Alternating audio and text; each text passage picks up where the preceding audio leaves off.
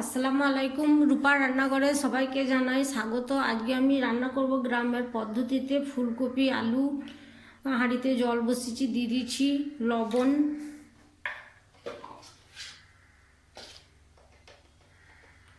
হলুদ গুঁড়ো, কাঁচা জিরে ধনের গুঁড়ো, কাঁচা লঙ্কা বাটা। আপনারা শুকনো লঙ্কা করতে পারেন, আমি কাঁচা লঙ্কা বাটা দিচ্ছি। দিয়ে দিচ্ছি 1 চামচ আদা রসুন বাটা। এবার আমি জলটাকে ফুটার জন্য অপেক্ষা করব। এবার জল ফুটে উঠেছে, এবার দিয়ে দিচ্ছি 2টো কেটে রাখা আলু। আলুটাকে আমি একটু সেদ্ধ করে নেবো, হাফ সেদ্ধ করে নেবো। ফুলকপি তাড়াতাড়ি সেদ্ধ হয়ে যায়। এখন আমি ফুলকপিটা দিচ্ছি না, না হলে ফুলকপি গলে যেতে পারে। ঢেকে আমি একটু সেদ্ধ করে নিচ্ছি আলুটা। এবার আমার আলু হাফ সেদ্ধ হয়ে গেছে। এবার দিয়ে দিচ্ছি ফুলকপি, কেটে ধুয়ে বেছে পরিষ্কার করে রেখেছি।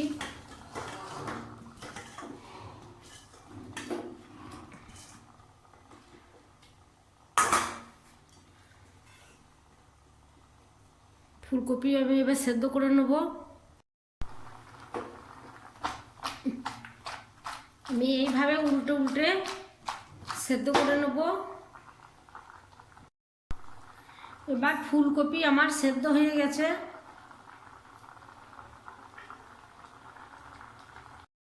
এবার কড়াইয়ে দিয়ে দিচ্ছি পরিমাণ মতো সর্ষের তেল। আমি সর্ষের তেলেই করব।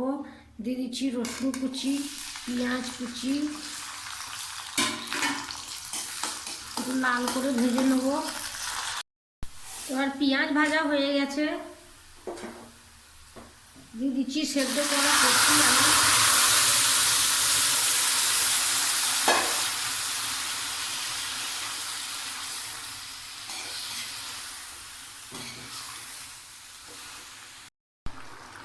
দিয়ে দিচ্ছি শুকনো খোলায় ভেজে রাখা জিরে ধনের গুঁড়ো আর চিনি।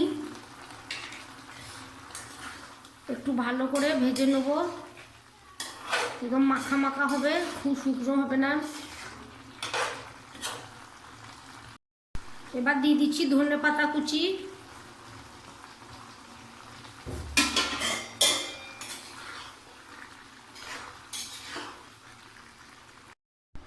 আমার তৈরি হয়ে গেল গ্রামের পদ্ধতিতে ফুলকপি আলু ভাজা। একবার এইভাবে বাড়িতে বানিয়ে খেয়ে দেখুন কেমন লাগে।